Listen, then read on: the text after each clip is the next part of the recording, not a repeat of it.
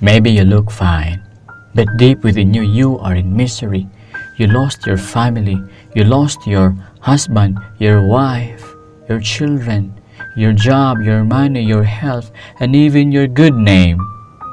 That precious thing is snatched away from you, and you feel like empty, restless, meaningless, without strength, and you find no joy in anything. My friend, if you do, let this word dwell in your hearts. First, God is able to bring it back. Is there anything too hard for the Lord? The answer is, for with God nothing shall be impossible. So pray and ask God's help to retrieve it, whether it be a relationship, property, money, health, or job.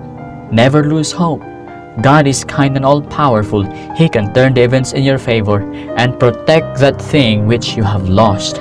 Push, pray until something happens. Thank you very much for watching. If you are blessed with a message from the Bible, please subscribe and click that notification bell so you will not miss our updates. Thank you very much for watching. God bless us all.